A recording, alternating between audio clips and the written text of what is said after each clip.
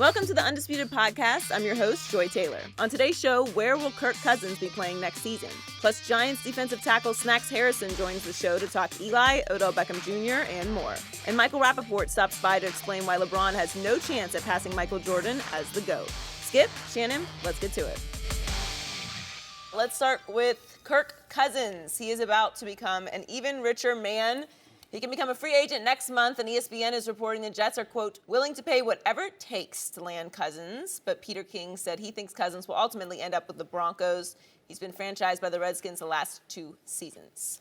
Shannon, where will first Cousins end up? Or is he third Cousins right now? He's still first. I believe he ends up in Denver also, Skip. You do? Because I believe this is the best. I believe this is the best situation for him. Now, can they pay him the most money? It looks like the Browns will have $110 million in cap space. So realistically, Skip, they could fully guarantee his contract. Well, if they fully guarantee the contract, I believe all bets are off. I mean, you're going to give somebody $130 million. I know the NFL, the other owners will not like this, especially with Matt Ryan and Aaron Rodgers coming up behind him. But here's the thing that Kirk Cousins is going to have to look at. There are going to be a lot of teams after him. The Broncos, I believe Minnesota will be in the market for a quarterback. Jets. The Jets, Arizona. Skip, he's going to make a ton of money. Now, he was a 4th-round draft pick, so his original contract wasn't for a whole lot of money, but being franchised the last 2 years bumped that up. So he made about $44.5, $45 million just over the last 2 years. So he's straight. He has a wife now. He has a young child, if I'm not mistaken. He does. The Broncos offer the best, most stable situation because they have 2 receivers, in Emmanuel Sanders and Demaryius Thomas.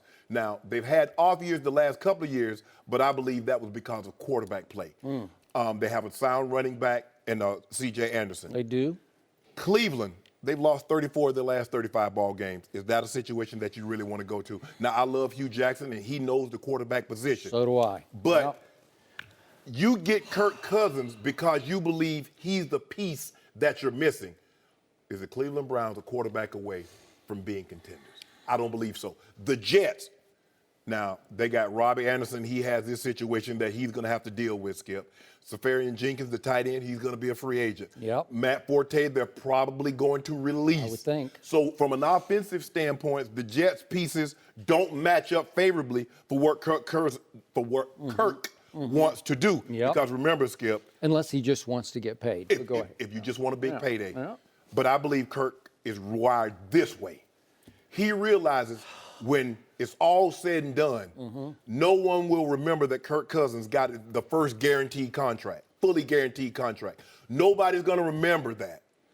After he wins his 2 Super Bowls? Is that what you're saying? Hey, in this business, my restaurant, Joy, all I have is W's and L's. Now, if Kirk gets lots of these dubs and go on and take them old Broncos to that Super Bowl, now, you know, there's a special place for him up there in Denver, you know. I'm not saying he's going to be in Monument Row, you know, where all the real greats, myself and the Elways and the Mecklenburg. Wait, did you say yourself first? Yeah, you know, well, I mean, I'm talking. First? Are you first in that line? No. First in the lineage? It starts with Shannon Sharpe. But since I was talking, and, you know, that was the first thing that came to my head. It always but is the there's a first lot of us, TD, Rod Smith, Steve Atwater. But, Skip, if that's what he wants, if he wants to try to go contend for a title and make good – if you can't live off $90 million guaranteed, you damn sure won't be able to live off $100 million. Because if it's going to take an extra $10 million to have the lifestyle that you want, I'm sorry, you're going to mess that up anyway. But I believe he will end up with the Broncos because I believe that's the best situation, the most stable organization, and besides, Skip, the Broncos hasn't had back-to-back losing seasons since 1971-72. Cleveland that could be on John Elway's head, man. But John ain't going away. No? Cleveland hadn't had back-to-back winning seasons probably since 1972. That's probably true. And the Jets, they hadn't made the playoffs since 2010, so I like the Broncos' chances.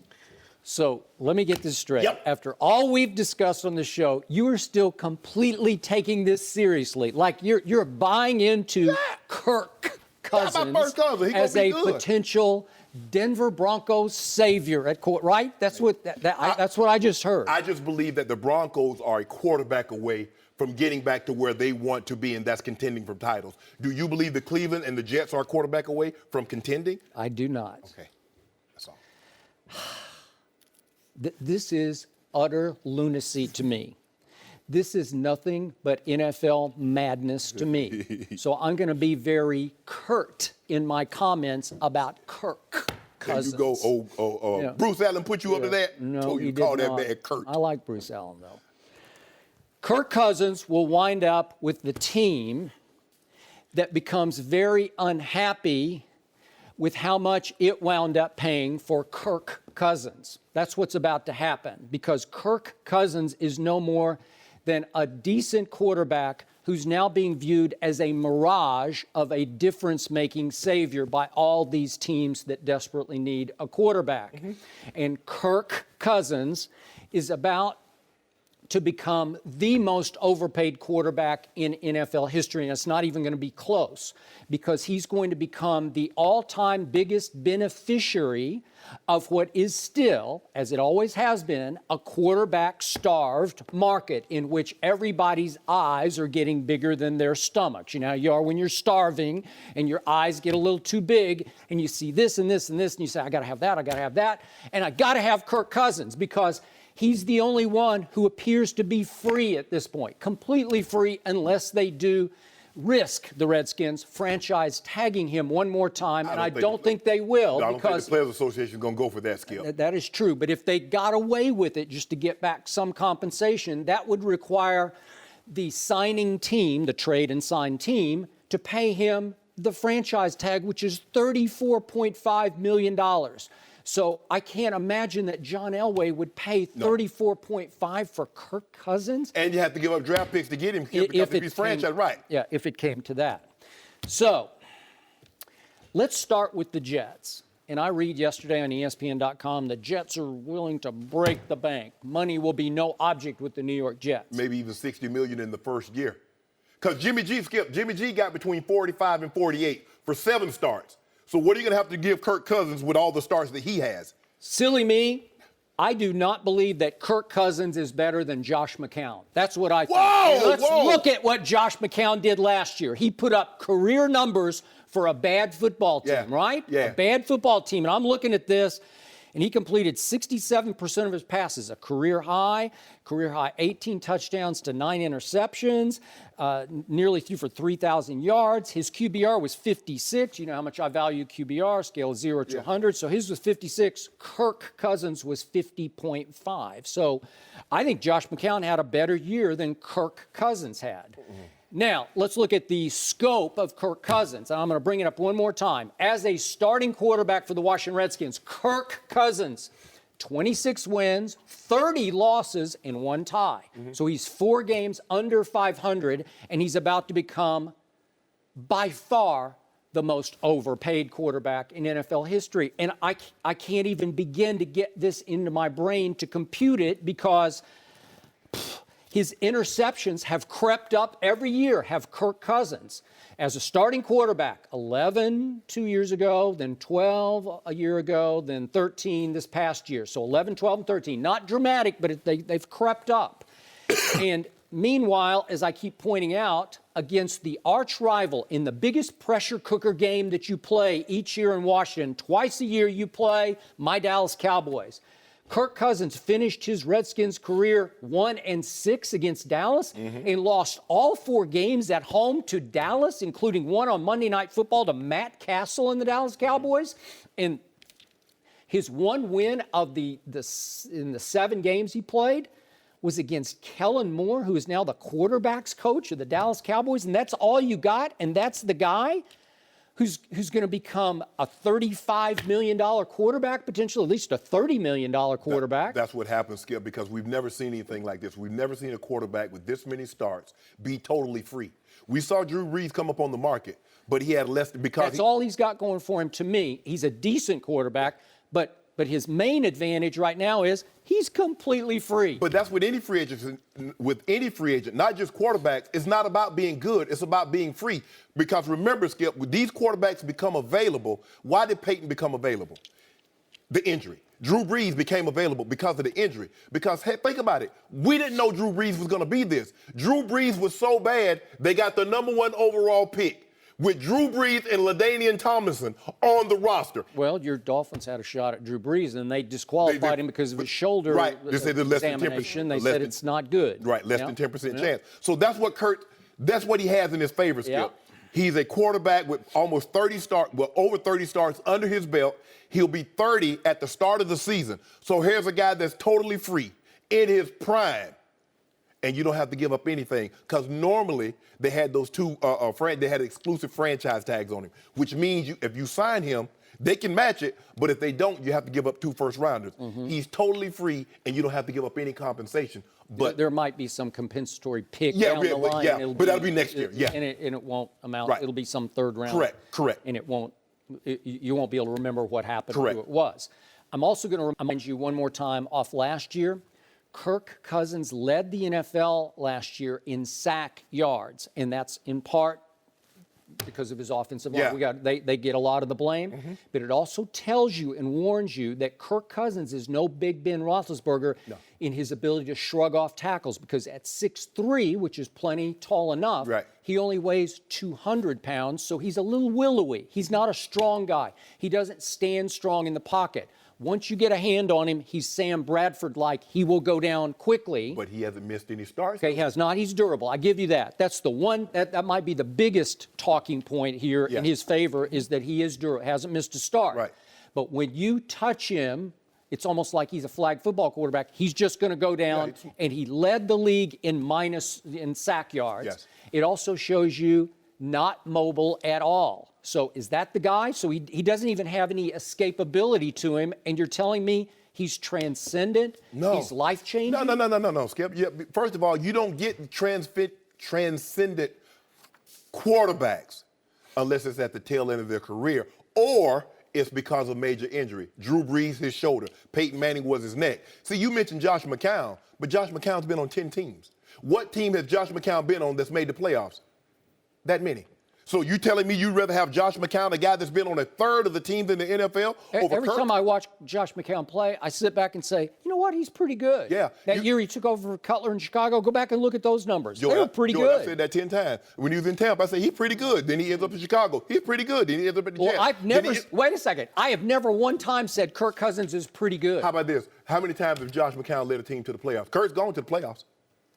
He did, and he lasted one game at home against Aaron Rodgers, who was beat up. And remind me of somebody else I know, Joy. Lasted one game at home.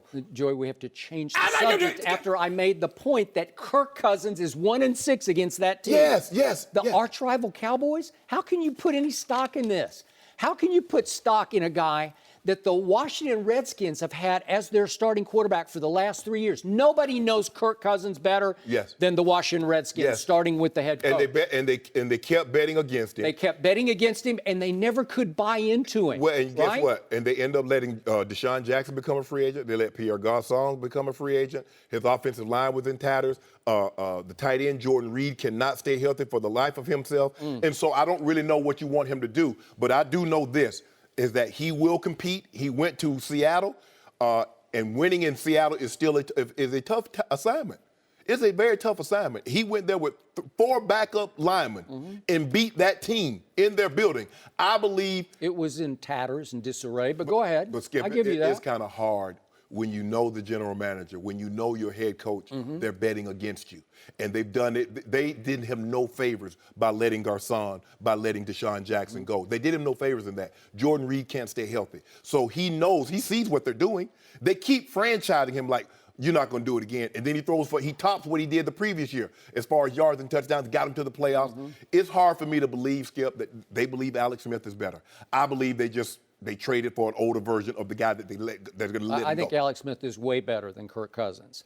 And I also believe this, that Kirk Cousins is not, as many issues as I have with Baker Mayfield, and we're going to talk deeply into that here in just a little while when we get into a Johnny Manziel, Baker Mayfield topic. Yes. But as many issues as I have with Baker Mayfield, I swear to you, if I'm your Broncos, I would take a shot on Baker Mayfield before I would. Absolutely not. I would. No. I'm taking a shot on no guy that's 5'11", top 5 pick. 6 feet. 5'11". 6 feet 3/8 of an inch. 6 feet plus 3/8. So don't give me 5'11". I'm not gonna do it, Skip. Well, I don't know what to tell you. Well, I tell you what. If he grow between 9 to draft another 2 inches, I got him. Is Kirk Cousins markedly, dramatically better than Trevor Siemian? Because Yes! I don't think he is. Stop. Skip, Listen, last year, I thought Trevor Siemian had some good moments. No, I did. he had a good one against y'all. I'm going back 2 years ago. Yeah. 2 years ago. Yeah. And that's what the Broncos thought and also. he did have a good one against y'all. He did. He was really good in that here's game, the thing, 42-17. Skip, at some point in time, you see what a guy is. And he can't put it together consistently. You know this, the way the Broncos are built the last 2 years, with decent quarterback play consistently. Skip, they're in the playoffs. Brock Osweiler, Skip, the Houston Texans traded him and a second-round pick to get him off the books. Cleveland, as bad as Cleveland is, say, look, we want you to play in the NFL, but we'll give you $16 million just not to play here. The Broncos if the Broncos thought he could play, Skip, they flashed the Texans offer. But they felt he could come back for $725. Oh, he's going to be the bomb diggity right now. For $725, we got us a steal.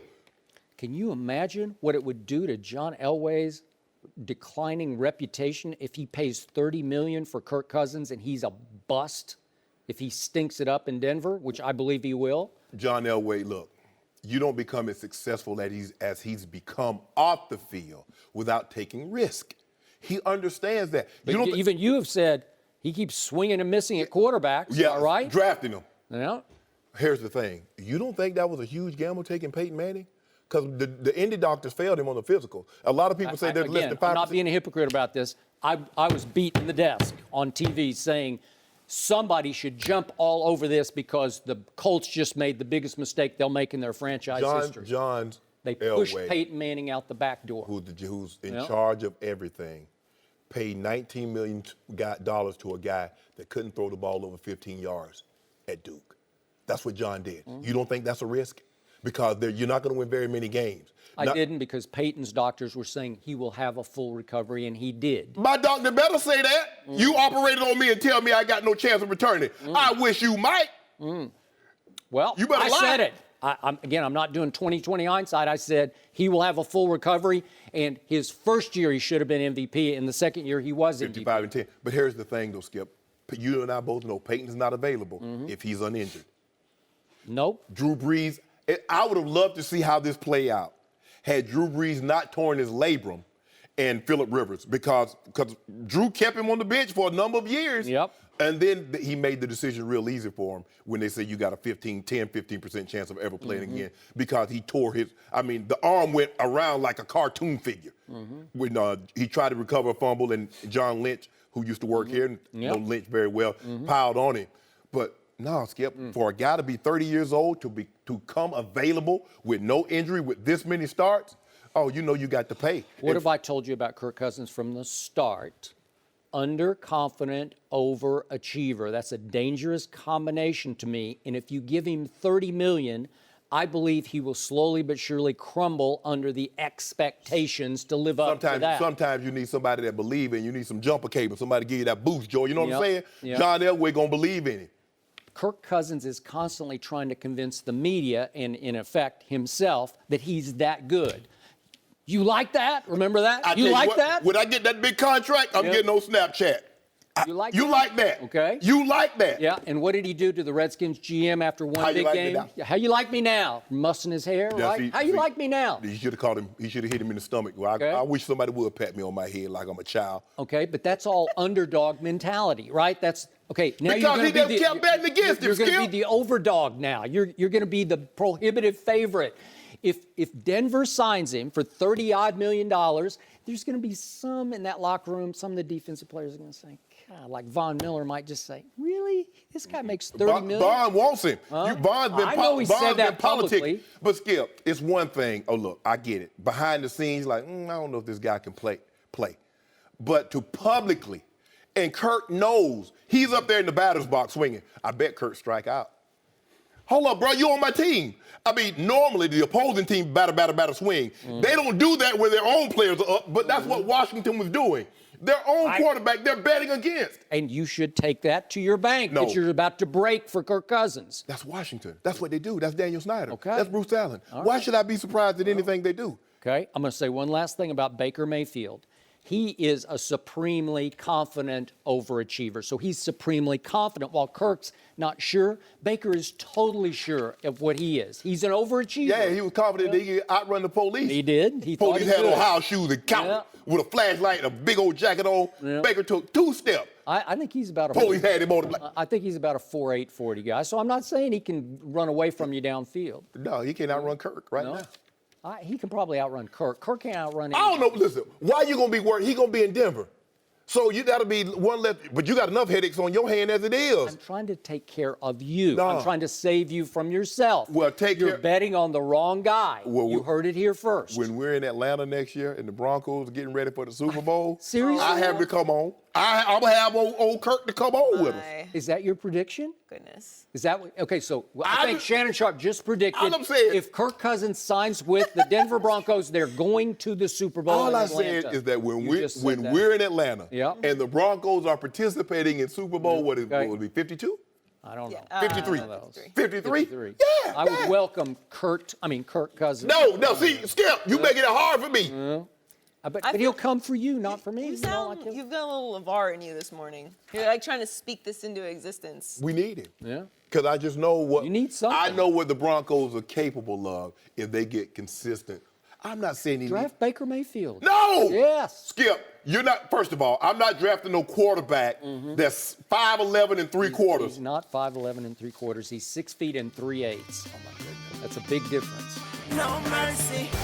Hey guys, it's Joy. Before the show moves along, I wanted to tell you about an exciting new project here at Fox. Fox Sports Films is excited to present the second film in the magnified documentary series Shot in the Dark. The film is executive produced by Dwayne Wade and Chance the Rapper and set against their hometown of Chicago. It's hailed as a New York Times Critics' Pick. The documentary follows Orr Academy's high school basketball team, and it stars Taekwon Greer and Marquise Pryor as they aspire for greatness under inspirational head coach Lou Adams, while facing the hardships off the court that threaten to claim their future. So check out Shot in the Dark this Saturday on Fox following the Villanova versus Creighton basketball game.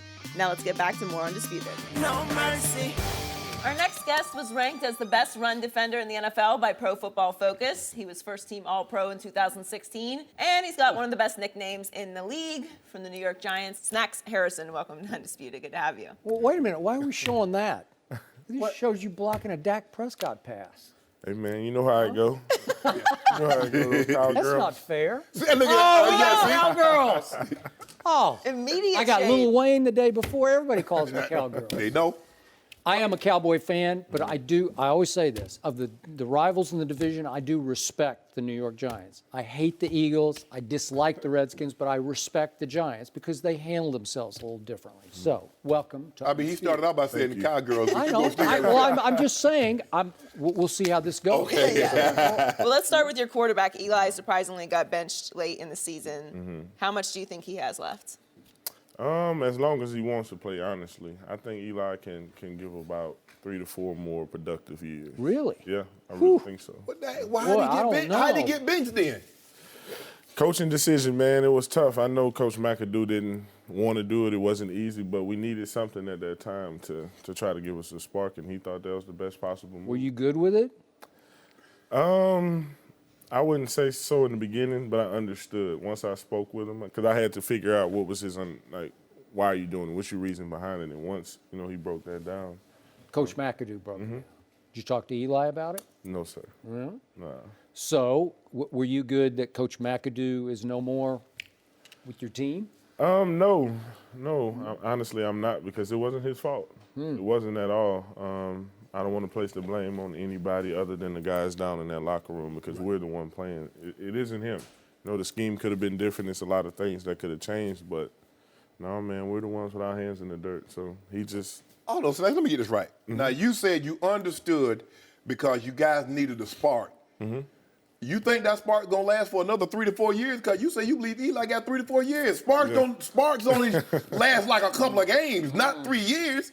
Yeah, he lost his top 3 receivers for a good portion of the season. He get those guys back. Hopefully they bring in some other guys so the depth isn't that much of a factor if we were to lose somebody. But, yeah, man, it's Eli Manning. He didn't look bad last year. I don't know what's Oh, no, he had some pretty shaky Hold on, what kind of that shield? Is that medicine in that shield? Because maybe you too close to see from what we saw. No, man. He had what? The number 4 receiver, number 5 receiver for a great portion of the year. I mean, who else you think could have done anything better? Man, I respect Eli for what he's been able to do, but he's gotten more off those 2 Super Bowl victories because he has led the league in interceptions. Eli, three times. If you just look at Eli he's not an elite quarterback. I don't believe he's ever been. We just put that status on people. Not if you win the Super Bowl. Let everybody tell you Nick Foles is not elite. No, it's a body of work. It's a resume. And Eli's numbers don't streak like, man, I got to have Eli. He's not Aaron Rodgers or Drew Brees or Tom Brady, some of these guys that you look at like, I got to have him. I don't see that in Eli. And I haven't seen that in a very, very long time. I don't know if I've ever seen elite, but Eli is not that guy that he once was. I know this is his teammate. And look, you got to go back in that locker room. Yeah. But Snack, you got to be real with it up here now. We tell the truth up here. We tell the truth. Me and this man right here, we tell the truth. I mean, winning 2 Super Bowls isn't a mistake. You can say it's the defense. You can say it's the running game. You can say it's a lot of things. But at the end of the day, you have to have a quarterback who can be somewhat productive. In this day and age, again, like my comments before, with the LeBron James and Eli Manning thing allowed me to clarify that it's Eli can have a 3,500 yard passing season, 20 touchdowns, 11 interceptions, and to you guys it was terrible. But if you put those numbers to any other quarterback, it's like, well, they had a great year. So I say he gets the same type of disrespect that LeBron gets. Not that he's like LeBron, but LeBron 30-7-7, you still say it's not enough. But give that to any other guy. I mean, he had a great game. Well, I give you that on LeBron until you start saying he's better than Michael Jordan. Then I got a big problem. But if you want to tell me, Bron like that. That's what I'm talking about right there. Bron, the best basketball player of all time. But Eli is a mistake maker. He's going to throw high numbers of interceptions. Can you live with that going forward for 3 or 4 more years? Yes, I can, because I like to, get back out there and make some more tackles, get a chance to get some more sacks. So, no, I don't mind. Okay. So the young man that he hopes to be throwing to, Odell Beckham Jr., has had some, dare I say, maturity issues that you've witnessed. How much more growth do you expect from him when he comes back from his injury? Well, I've had a lot of time to talk to him during the games, post-game, just on a personal level. He's starting to understand now that he just has to change the way that he's viewed, because he's not that guy that they make him out to be. He's not this immature guy who causes problems everywhere. He's not a problem at all, actually. So, it's hard for me, because if he were, I'd tell him as well, but he's not. No distraction caused. None at all. But you can understand the image that you project is how people perceive you. They see what happened when he was on the field with Josh Norman when they played the Carolina Panthers. They see the antics on the sideline when he's not getting the balls. So it's hard for us to look past that and says, okay, this is a guy that's really mature. But if it's like you're saying, Eli Manning, if I'm your number one guy, you're not giving me the ball, I'd be pretty ticked off too. But I don't think that's what it's about on the sideline. I have yet to see him complain on the sideline about not getting the ball. It's other things. If it's not going right, he shows his emotions, and that's how he chooses to lead. And he's a leader. He's a leader of this football team, despite what everybody may believe. So. And you were cool with him leading a group of receivers to Miami to get ready for the game at Lambeau? Hey, man, I was at home in Jersey, man. That's all I'm going to say. That's all you know? Snacks, I played this game a long time, and I'm going to be all the way 100 with you. If that guy's your leader and he's showing that kind of behavior, I don't believe you can win a title with him. He's going to have to change. You got to change. You can't be – you cannot – and I get – and I'm not saying because Tom Brady, and I get it. But when things are not going your way, you can't lash out. You got to remain calm. You got to take the emotion out of it, because everybody's watching you. And if you're because you're supposed to follow the leader. Yeah. Now, if my leader's doing this, what can I do? You're right, man. And I think that's just a part. He's a young guy. Yes. He's very, very young. He's not that 25 or 24-year-old second, third year guy like we're seeing now. I think he's, about 25 now, 25 or 26, going into his 4th or 5th year in the league. He's the greatest talent we've seen at the wide receiver position in the National Football League, in my opinion. You guys may have something different to say about that, but he's fast, he can run, he can jump, he's a willing blocker. And the incident with Josh Norman, have you seen Josh Norman play cornerback? Yeah. He's a very aggressive guy, and Odell is a very aggressive receiver, Yes, so that's bound to happen. All right, let's talk about the Cowgirls. You go up against that offensive line. Has it been overrated in your estimation? No. Maybe a weak spot here and there, but overall, it's the best offensive line in football, and it has been for some time. It is better than Phillies, because Phillies was pretty good this year. Philly's offensive line surprised me this year. I knew how good they could be, but Brooks, especially without the big guy. exactly, Big Peter's out. exactly. So He's it a was- monster. Yeah. So when you got Brooks taking his game to the next level, they're knocking on Dallas's doorstep. Yeah. Dak Prescott, underrated, overrated? Ooh, that's a tough one. That's a Louisiana kid. Underrated. Underrated. Because? Everybody gives the credit to Zeke in the offensive line. Starting with this guy. Well, all I'm saying is if you just look at the way he had success his rookie year, the offensive line was dominating, Zeke was eating. You're right. Zeke goes away, the offensive line takes a little step back, and they said, okay, Dak, you got to deliver us today. And it didn't happen. It's okay. It's okay to be a game manager because Russell was a game manager at one point. People forget Drew Brees was that because he had LaDainian. Everybody automatically assumes that you come out as a rookie and you're you're Aaron Rodgers and Tom Brady. No, there's a maturation process. Skip just wants the dude had more interceptions. His QBR dipped. He had less A little wins. bit. He went from 3rd to 4th. What about the wins? Where did they go from wins? They went from 1st to 3rd.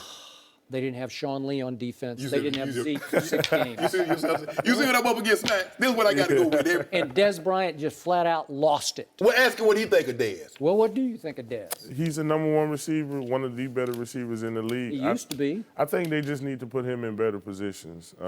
It's times where balls Well, should like put be a basket, thrown put a his basket way. on his back so they can throw the ball in the basket. So make sure you hold on to it. Pretty much, babe. If that's what you got to do, then do it. But they don't give him a lot of looks, in my opinion. They don't. All right, Kirk Cousins.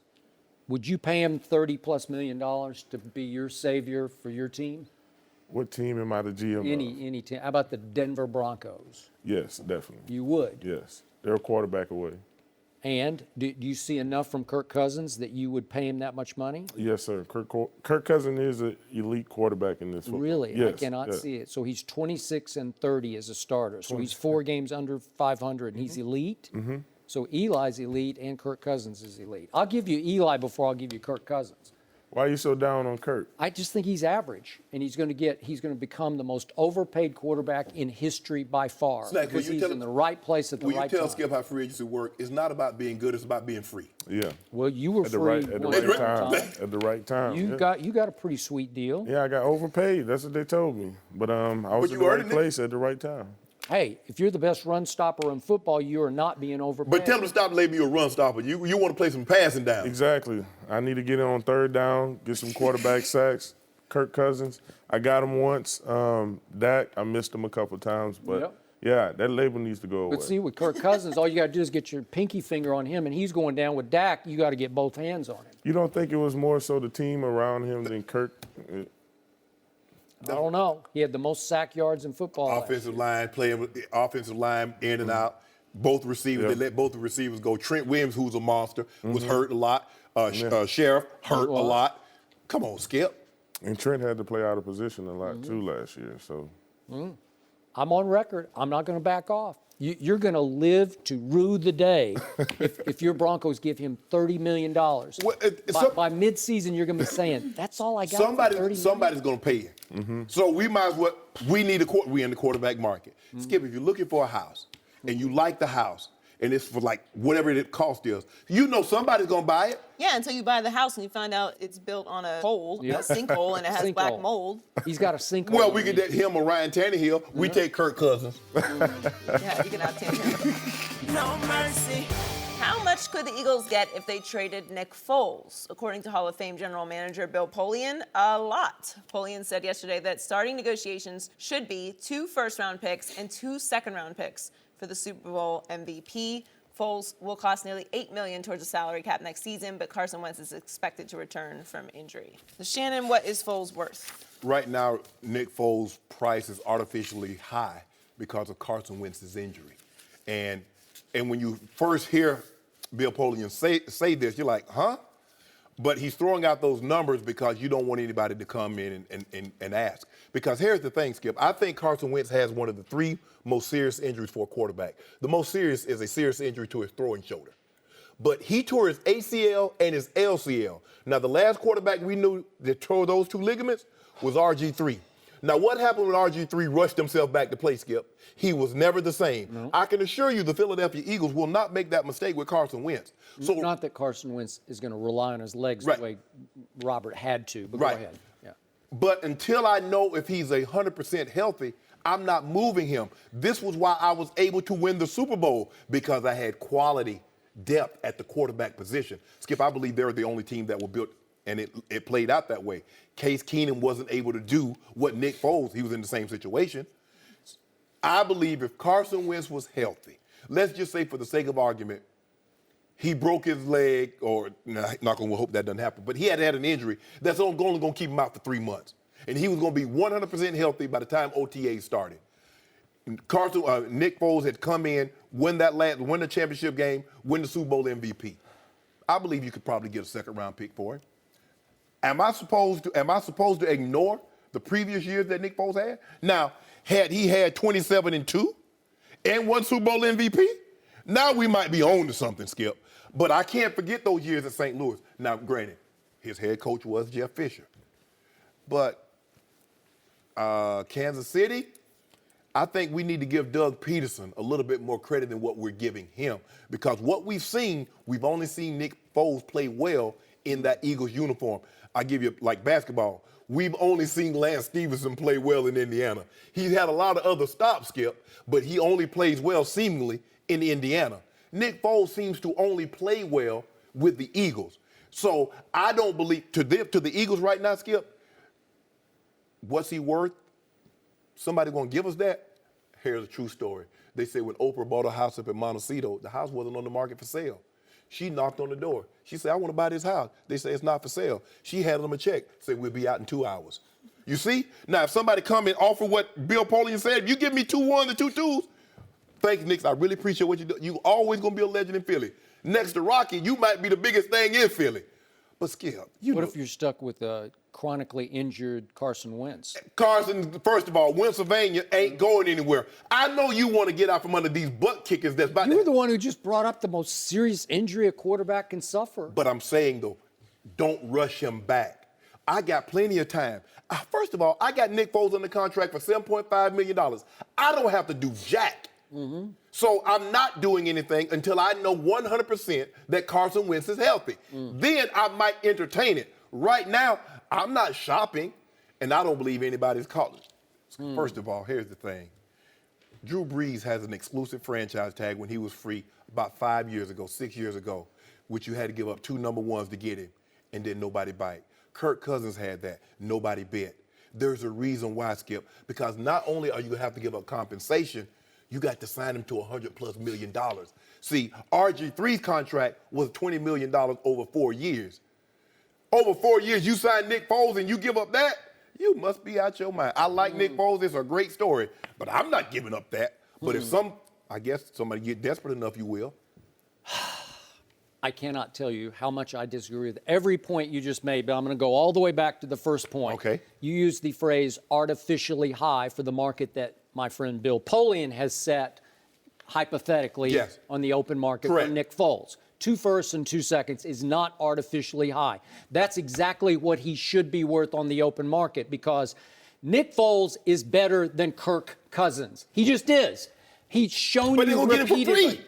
What's that? They're going to get it for free. Okay, but I'm just saying, if Kirk Cousins is going to be worth $30+ million a year, then Nick Foles is worth 2 1s and 2 2s. Now, I'd need to know where are the 1s and the 2s in the rounds, but still, 2 1s and 2 2s for a quarterback with these credentials. He is 25-18 as a starting quarterback. That's +7. 7 games above 500 to Kirk Cousins, 4 games under 500. Let me ask you a question. If Carson Wentz wasn't hurt, would you give up 2 1s and 2 2s for Nick Foles? If he wasn't hurt. If Carson Wentz was not hurt, would you give up 2 1s and 2 2s for Nick Foles? If I'd just seen what Nick Foles did in place of him?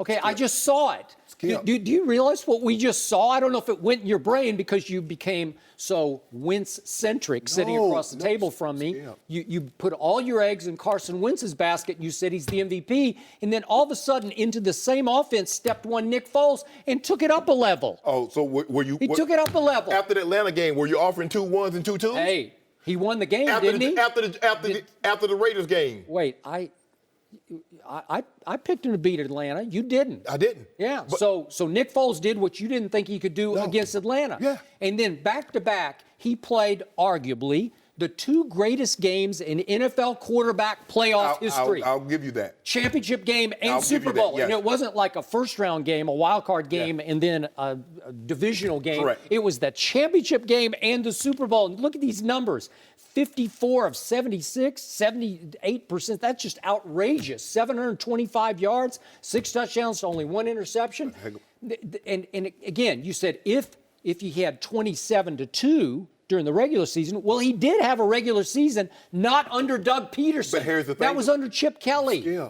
That was 2013. Okay, but when he I said did that, it. no, I'm saying, but Skip. Okay, so what happened 14, 15, 16, 17? Okay, well, let's talk about that. So his total touchdowns to interceptions, 63-29, and in the postseason, he's 8-1 because for Chip Kelly, he played a playoff game against Drew Brees in which Nick Foles, played well enough to win the game, and Drew Brees drove thanks to a long kickoff and a horse collar tackle for the walk-off field goal. But Nick Foles played well enough to be 4-0 in the postseason. Okay, what about 14? Okay, so he's got one blemish. He went to the quarterback killer who can be Jeff Fisher in St. Louis, and it was a disaster.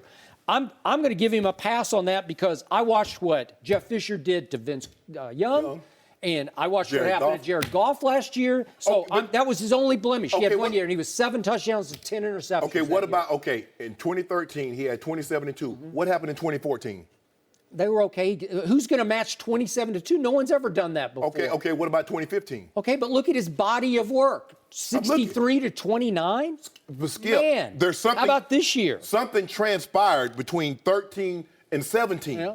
What is so that? you think this is aberration, what you just saw? Yes. Boy, I don't. Yeah. Oh, you think Nick Foles is that? Yeah, I do. Then you must be out, Skip. Hey, I saw it. I saw it against the Vikings. Were the Vikings not the best defense of pro football? They were, Skip. But if you think Nick Foles is his 2 best games, that makes him the greatest quarterback in NFL history. I didn't say that. I just said he's worth 2 1s and 2 2s because that's the quarterback market that we live in, as you threw at me about Kirk Cousins. Name the quarterback that's ever commanded that. Because what you get, if you give up 2 1s and 2 2s. Kirk Cousins, that's who's commanding that. He's going to get $30-some million. Yes, but Skip, he's average. With no compensation. Okay. You're just signing him. You're going to have to give up 2 1s, 2 2s, and give him $120 to $30 million. Okay. That's what I'm saying. Okay, who do I want in a vacuum? Do I want Nick Foles or Kirk Cousins? I'm taking Nick Foles. I just am. He's better. Skip, I thought didn't you coin the term prisoner of the moment? Well, these are a lot of moments. I mean, 27-2 is a long moment. That moment happened in see, that happened in when? 2013. Did it happen? Yes. Is it on your resume? Are 63 touchdowns to 29 interceptions on your resume? Yes. Is a postseason resume of 8-1 on your resume? Skip. Yeah, it is. It counts. I'm just trying to. Where did he go from 14, 15, 16? Where was he then? I'm just trying to figure that out. He was pretty good under Chip Kelly the next year. The team was quitting. The team was falling apart, and Chip Kelly ran off. You see? Okay, but look, every quarterback except one is somewhat a product of the talent around him. All of them. Except one. Nope. Tom Brady is not. Tom Brady lifts up a bunch of average talent. Why did he lift him up? Beat that guy. He threw for a record playoff yards in one game. No one's ever thrown for as many yards as Tom Brady threw for. The guy lost Super Bowls to Eli. What are you talking about? He lost the game to Eli Manning, who got benched. He lost the game to this guy that got traded for Sam Bradford. This guy put up 41 points against the coach you call the greatest coach in NFL history. How did that happen, Shannon? Is that just an aberration? Hold on. Is it a blip on the screen? Really? Whoa, Skip. Come on. 41. He put up 41. He drove the ball for 7 straight minutes against that defense in crunch time. Yeah. And stuck it in the end zone, right? Yeah, but wow. But 2014 happened. 2015 happened. 27-2 2016 happened. Now, he went to Kansas City. Hold on. Now, I've seen a guy back up in Kansas City. Why? Why was he back up? Because I saw a guy in Colin Kaepernick get the job away from Alex Smith. I see a guy in Patrick Mahomes. They move up 17 spots. They traded this year's #1 pick to take Patrick Mahomes. He's not going to go in there and beat out a Pro Bowl quarterback. Patrick Mahomes. What do you mean? They gave Patrick Mahomes the job. Why? Because they traded up in the draft. Why would you trade up in the draft if that's the guy? Well, what does that have to do with Nick Foles? I'm trying to tell you. You're having a hard time dismissing what Nick Foles has done. I'm just telling you, he's worth 2 1s and 2 2s. All I'm saying, he can flat out play. He can throw it under pressure on the biggest stage in the sport in 2 games. You can't just say every dog has his day. This dog had 2 days. Okay. Right? Skip, all I'm saying is you have to account for when have we seen franchise quarterbacks go team to team to team? Now, we saw Brett Favre, but Brett Favre is within... How many mistakes are about to get made on quarterbacks in the first round of the draft? They all make mistakes. Somebody's about to make Kirk Cousins the most overpaid quarterback in history by far. It's what they do. All I'm saying is this, is that Nick Foles, he had a 27-2, and then he had a great 5-game stretch. I'm giving him that. But what about the ends? Okay, what's in between the sandwich? You gave me 2 slices of bread. Now, where's the meat? I'm going on the eye test. This young man, and he's still a young man, can play. But hold on. You picked Minnesota to beat him. You picked the Eagles. You did. You picked Minnesota. I did not. Yeah, you did. You picked Minnesota. Baloney, I did. I picked the Eagles all the way home. No, sir. No, sir. False. You are flat out wrong. Want to bet on it? I bet you. I bet you. Whatever you want to bet. I picked the Eagles whatever you want to bet. Game. No, you How didn't. much? How whatever much? you want to bet. Well, we'll get $1 billion. Okay. How about $1 billion? Want to bet? No, this is what I want. I want you to. I bet the Eagles. I had the Eagles in the game. No, you didn't. I picked Nick Foles. No, you picked Case Keenum. You picked Case Keenum, Joy. We're going to get the receipts. We have the Eagles. I want a ball of here. I want a ball of Rashard Hennessy, and I want you to bring it up here. I picked the Eagles. Healy. We both did. Healy. You finally saw the line. You said, I'm going to pick them. Healy. I picked the Eagles. Healy, you got to run the tape. We're going to look it up. We can't do this now. I picked the Eagles. Fly, Eagles, fly. What are you talking about? He picked Minnesota. He picked Case Keenum. I did not pick I picked the Eagles. It was a rout. I know it was. Okay. No mercy. Well, Shannon is, he was once a rich man, but he is very much in debt now. He just lost $1 billion. $1 billion. And you can see right here, I'm signing this over to you, Skip. Oh, is this your check? Yep. Okay. For $1 billion? Yeah. And you see the memo, lost bet. Lost bet? Yep. Yeah. I think the bank will take this. This looks legit. You think you can endorse it? Well, there's a little endorsement line there for you, Skip. You can sign that right there. Well, but you still out your mind if you think I'm giving up. You can have it. Yes. If you weren't with us, Shannon was very adamant that Skip did not pick the Eagles against the Vikings. He said he would give them $1 billion if that was the case. And this is live television, so we keep, the receipts of that. Skip actually picked the Eagles 20-14. You picked them 20-17. You were very confident, though. You're very convincing. Are you going to apologize? I'm sorry. You called me a liar. I didn't call you no liar. I said you misspoke the truth. There are 2 different things. Uh-huh. All right. Well, moving Next. on. I'm sure that Skip is going to be gracious and not make you pay that up. That was easy. Next up, the easiest money you ever made. Next up, the biggest mystery from the Super Bowl was why Malcolm Butler did not play a single defensive snap. Bill Belichick said it was not for disciplinary reasons, and safety Devin McCourty added recently that any reports that discipline could have been a factor are false. McCourty said, as far as I know, all of that is the furthest thing from the truth. We all knew he wasn't starting all week. That wasn't a secret to the guys on the team. I get why people are fishing. The guy played 98% of the plays. I just hate that for him, character-wise, going into free agency, it's just not true. As far as I know, and I was there all week, not one time did anything come up. Shannon, do you believe McCourty? I believe McCourty knew because I believe McCourty is the captain. Skip, and sometimes captains are privy to information that the majority of the team is not. But that's not what a lot of his teammates said. Eric Rowe said he didn't know until right before kickoff. So, and here's the thing. I believe that Devin McCourty knew that Malcolm Butler wasn't going to start. But not starting and not playing a single defensive snap, Skip, is something entirely different. And therein lies the problem. See, and he said he hates that Malcolm is going to free agency with these characters. Skip, this is worse than a character issue. This is worse because we've seen guys that have character flaws become free agents and still go get paydays. General managers and owners are going to be racking their mind. They see Nick Foles going up and down the field. Mm-hmm. They can't do anything as pass defense to slow him down. And the guy that just made maybe the greatest defensive play in Super Bowl history, and he can't get his snap, but you say it was because the guys that were playing in front of him gave you a better chance to win. Skip, him not playing in this Super Bowl, given how this Super Bowl played out, is going to raise a lot of red flags with general managers and people that are making the decision, are we going to sign Malcolm Butler? Mm-hmm. I believe Devin McCourty knew that he wasn't going to start, but I don't believe Devin McCourty knew he wasn't going to play a single defensive snap. I don't believe anybody knew that. Mm-hmm. And so there's where the divide comes from. Because like I said, being a captain on a team, I was privy to certain information. Late for meetings, did such and such. He's not going to start.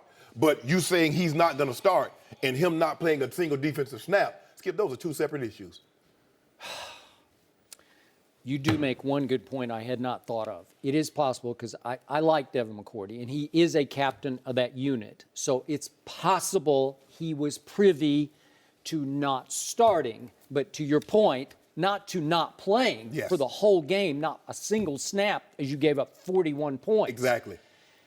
In general, I got to call baloney on Devin because to me, as a captain of that unit, this is company policy damage control from him. He's towing the line. He is. He's towing the line. For Bill Belichick, maybe Robert Kraft has asked him to please speak up for us and defend our faith over here, that we did this correctly.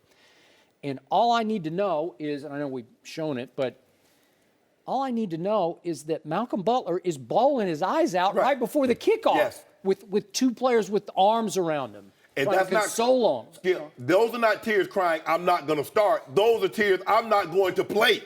Yeah, where you are shocked at what you just heard. Correct. Because nothing indicated to you during practice that week, and for the record, the beat reporters in the Boston area all said that during the interview sessions all week, Malcolm Butler, who can be very moody, was very upbeat all week and in a very good mood. Correct. And was chirpy and seemed to be very happy with the role he was about to play.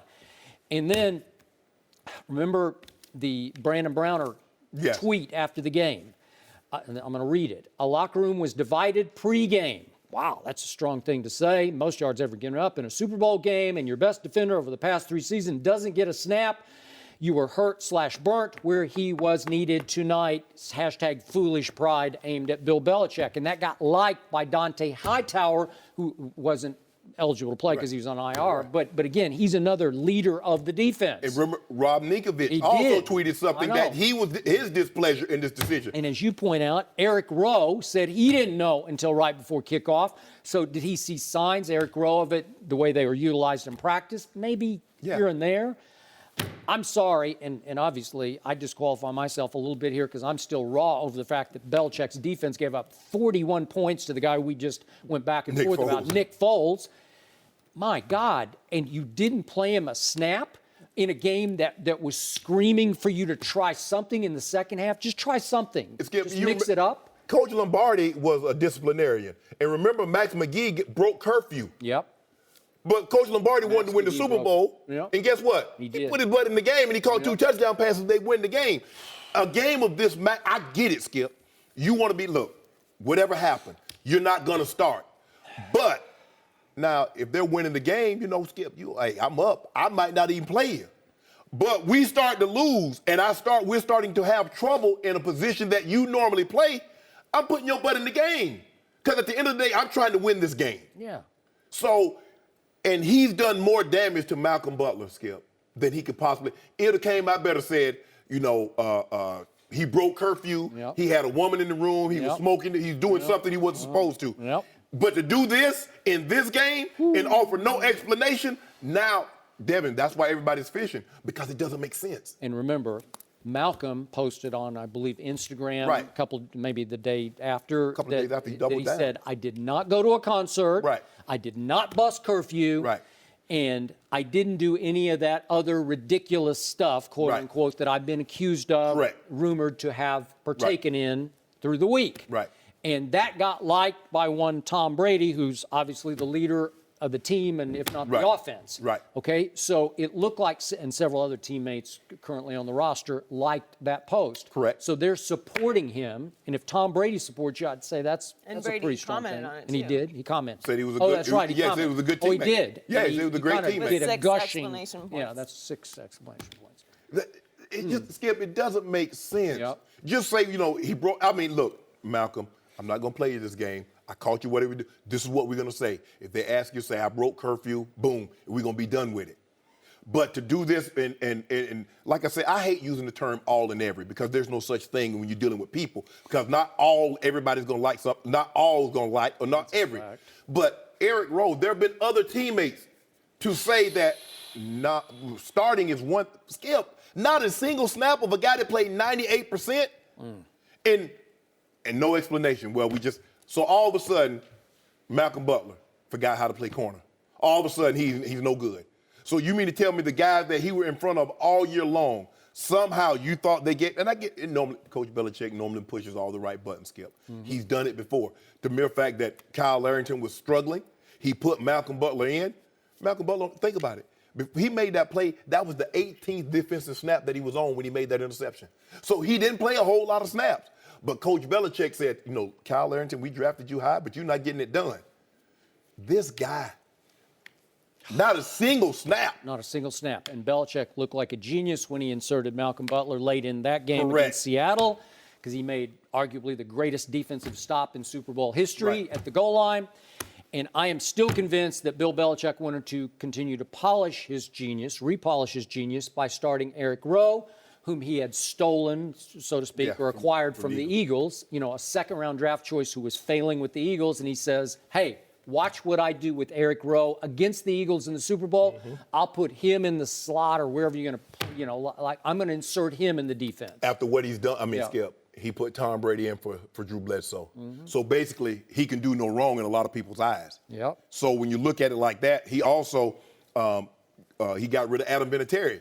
Gostkowski he missed, but in clutch, he did that championship game. But for the most part, Skip, he's been clutch. He has. So he got away with that. When you look at it like that, Coach Belichick is always going to get the benefit of the doubt. He will. Because he made the ultimate decision to go with Tom Brady over a guy that they had given he did, but a $100 million contract to Drew Bledsoe.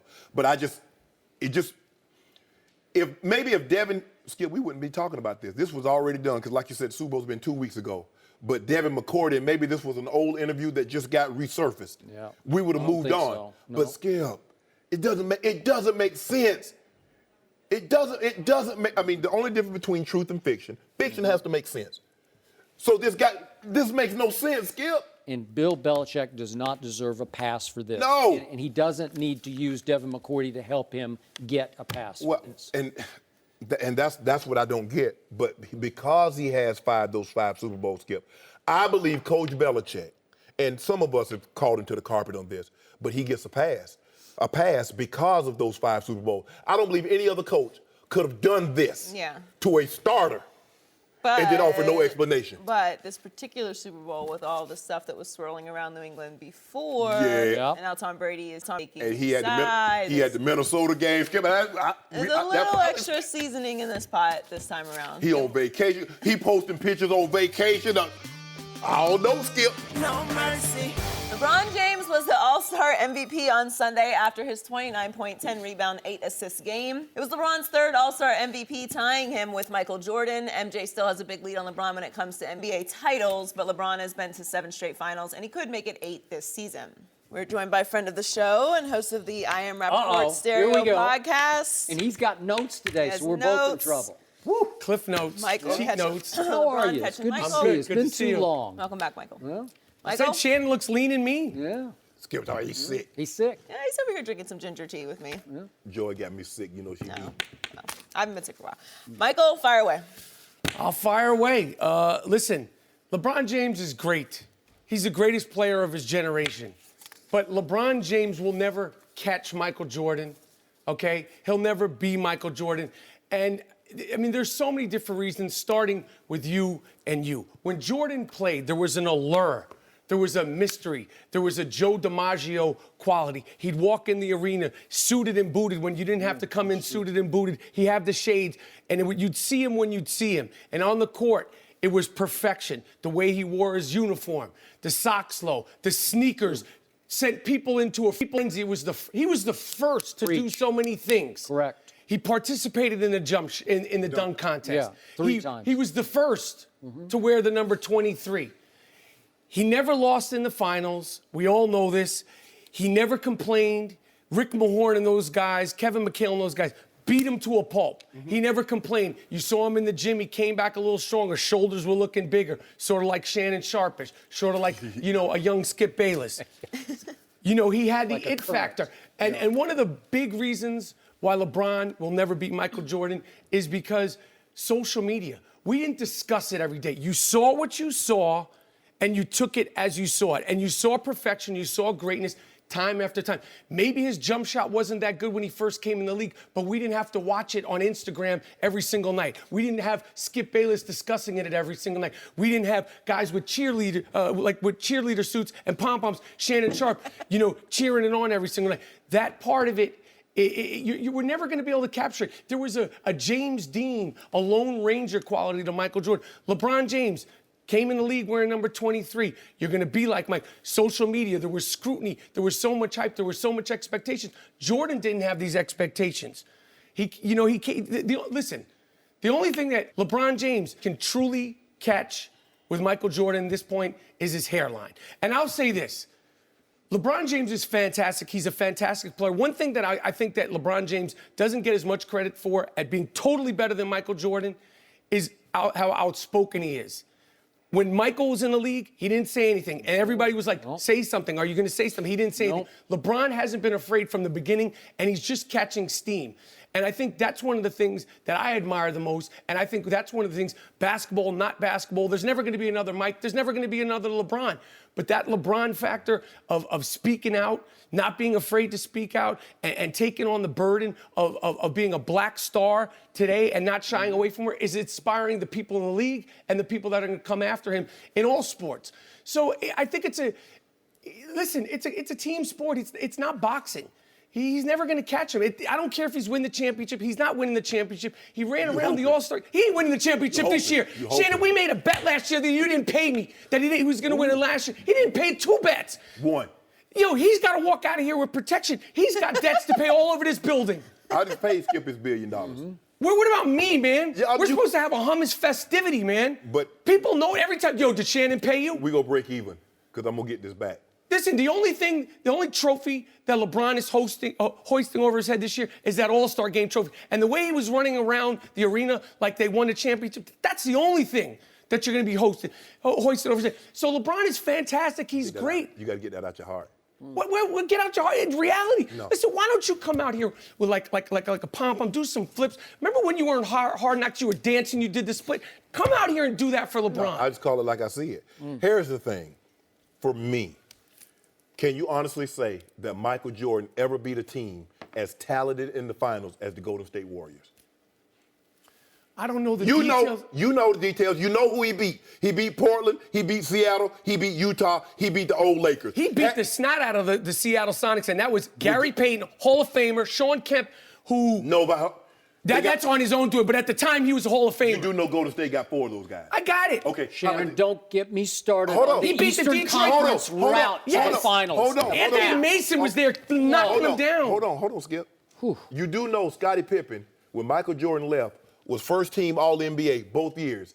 And the year after he left, he was 3rd in the MVP voting. Product of Michael Jordan. Yeah, period. But Michael wasn't there, remember? The 2 years that Michael wasn't there, Scottie was first team All-NBA and was 3rd in the MVP. He had the battery in the back, though. Houston. He had the Air Jordan back. Scottie was old. Oh, he was old. He was old. How old was Scottie then? Like 33? Yeah, 33. LeBron James is 33. He's so great. Whoa, stop. LeBron is an anomaly playing like that. Absolutely. First of all, LeBron is about to go 11 first team straight. All-NBA. He's about to be 12 overall, which would be an NBA record. Because he came in the league when he was 15. He's been playing since Kobe came at the same time. But he had a longer career. Listen, LeBron hasn't gotten injured, and God bless him for that. How's that LeBron's fault? All I'm saying is God bless him for that. When it's all said and done, if he gets to the finals this year and he beats the Warriors for taking down this team with a 73-9 on his resume, he ain't doing it. Because when it's all said and done, Skip, he's going to have more points than Kareem. He's going to have more assists. Now he's better than Kareem? He will have more points than Kareem. He'll have more assists than Magic Johnson. And he's going to have these titles, and you're going to have to put him first on Mount Rushmore. So how can you just snap your fingers and expunge LeBron's record, which is tainted? Tainted? Because he had an all-time superstar meltdown against Dallas in his first year with the Miami Heat. Am I right about that? I've never seen anything like it before. Did that ever happen to Michael Jordan? No, you're talking about the whole season. No, it was 6 games in which he did not play up to the standard. But Skip, you can't excuse. So now we're gonna just look at this. Okay, boom, right here. Okay, so now they just disqualify every other thing that he's done. LeBron's other Miami Heat team that lost to the Spurs in the finals lost by a record margin. Are you just gonna wipe that clean? And then what did he do? He ran back to Cleveland. Skip, the dude averaged 28, 7, and 6. Where were the other big three? Maybe he doesn't bring out the best in the other players. Hold up. Maybe he doesn't bring out the best in the other players. How D-Wade look? D-Wade was fantastic. How he looked once LeBron went back to Cleveland? How he looked? He looked like he was relieved. Like the circus had left town. All I know is that Michael Jordan played with another first-team All-NBA player, and LeBron James made him one. Trust me. But he left. I was there. I covered what the about team. the 2? But you won't explain to me the 2 years that Michael left. He had Air Jordan batteries in his back at that point. Scottie Pippen was rolling at that point. And I love Scottie, but he had Air Jordan batteries in his back. If Hugh Hollins hadn't made that terrible call, Skip Bayless, you know Scottie would have got the Bulls to the finals. You know that was a blown call. Coulda, shoulda, woulda. Skip, was it a bad call? Tell the truth. It was a bad call. Thank you. That's all. What was the series when LeBron completely disappeared? Was it against the Celtics when he was in Cleveland? Well, the owner accused LeBron James of quitting on the team in that series. I mean, he just disappeared. Did Jordan ever get accused of quitting? You count 27, 19, and 9 disappearing? I'm talking about the series. There was that looming crazy rumor That's what I said. It was the game 7. Was the game 6 or game 7? It didn't go. It went to 6 games. Yeah, he didn't even get him to 7. 4, 5, and 6 were shaky by LeBron standards. And the number 7 is a very important number to bring up with Michael Jordan because he never went to a game 7. There was never any, it's Michael. He shut you down before you got to game 7. He never went to 8 finals either. He didn't need to. And he never. It was too easy. He started playing baseball. I'm done with this. I mean, think about what he's going up against. He lost to the Spurs. Going up against? The Spurs. How many Hall of Famers do the Spurs have? You hate the Spurs. You always call them broccoli. But that doesn't mean their coaches going to the Hall of Fame.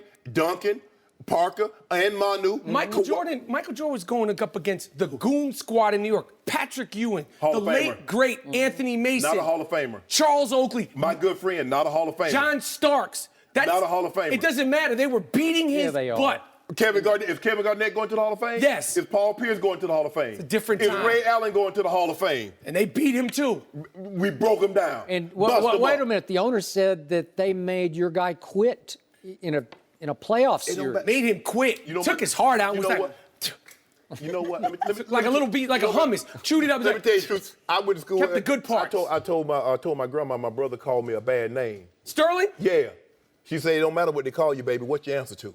What on the call LeBron don't mean nothing. Well, what we saw. He done answered the bell. Shannon, what did you see? What did you see? Dong. What did you see from your guy? 73-9. What about that heart got taken out? Down 3-1. Down 3-1. 41, 15, and 6. 41, 12, and 8. Shannon Sharpe. 27, 10, and 11. What did you see from the guy who, quote unquote, is better than Michael Jordan? Earlier this year, for a 19-game stretch, LeBron James had the worst plus-minus in all of basketball. Of 518 NBA players, LeBron was minus 147, which was dead last for 19 games. That's almost a quarter of the season. Did that ever happen to Jordan? No. Plus minus back well, but trust me, it didn't ever happen. How do you explain it? And on top of these stats, which at the time, and you covered them, and you know this, Joy, at the time, there was no stats. There were none of these, like, stats within the stats with Jordan. Like, it just didn't exist. You know what? We will never get a grasp. Because Michael didn't play in the social media age.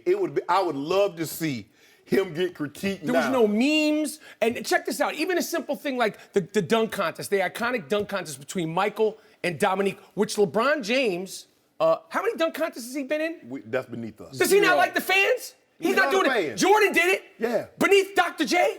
That's them. Beneath David Thompson. But LeBron, beneath the Iceman. LeBron is an Kareem Abdul-Jabbar was even in the dunk contest. First of all, LeBron is an in-game power dunker. He doesn't can really do have a lot of dunks. creativity. Come on, man. He does it in the layup line. He can do enough to win it. He can do enough to compete in his prime. LeBron, if LeBron was going to do the dunk contest, he should have did it between year 18 and 23. What was he scared of? And once he didn't do it then, Skip, you know it. So LeBron ain't about to go out there now, 33, and do no dunk. Was he afraid to be solo on the national stage? Yes. I got to create a dunk. Why are you wearing number 23? You don't want to be like Mike. Take that number off. The man, nobody, name the athlete that's had the pressure. Maybe Tiger, this man, and come up in the social media age. He was on Sports Lonzo Illustrated. Ball got more social media on him now. The pressure, the scrutiny, and you see what happened with him. First of all, the Lakers have a legacy. I don't care what Lonzo Ball do. By best case scenario, he can hope to be the 7th or 8th best Laker. That's the best he can hope for. Okay, but didn't LeBron James ask for that pressure by getting a tattoo across his back that said chosen one? He chose to wear 23 because he was saying, I got next. Because he was chosen. By who? Okay. The man up there. Okay, well, then he gave him the glory. The man up there wouldn't have had him gave losing it to over and over Look and down, over. say Gloria. Okay, well then the man up there put the pressure on LeBron, and then he right? come through with flying colors. No. And this is what I was going to say about the contest. In LeBron James' defense, and I'll say that again, in LeBron James' defense, that contest with Michael Jordan and the great Dominique Wilkins, which a lot of people feel Dominique was robbed. Okay, so Michael Jordan didn't deal with the scrutiny. Like if that had been today with the social media, that would have been a scrutiny against Michael Jordan. Michael Jordan won the dunk contest. Dominique was robbed, and we took it as that. There wasn't, like, we couldn't analyze it. You watched it, you saw it, you debated it, and then it went away. LeBron, I know Michael Rappaport, Michael Jordan, Michael B. Jordan. How many LeBrons you know? Here we go. I mean, what does that mean? And Michael Jordan has the greatest meme of all time. It's like in the meme Hall of Fame. Crying Jordan. He got the shoe. That's what he got. Who got the shoe? Michael. That's right. And the logo. And everything else, and he got the 0 losses in the finals. Weren't you at the Jordan party this weekend? Yep. They should not let you in. I love Jordan. Jordan, if you see this dude at the door, send the big goons. Send the big dogs after. Don't let him in. Mike know he my guy. Yeah, and behind his back. Mike, thanks for Ron. joining us. No mercy. Thanks for listening to the Undisputed Podcast. I'm Joy Taylor. We're back at the same time tomorrow morning, 9:30 Eastern. We'll see you then. Fox Sports, one of one.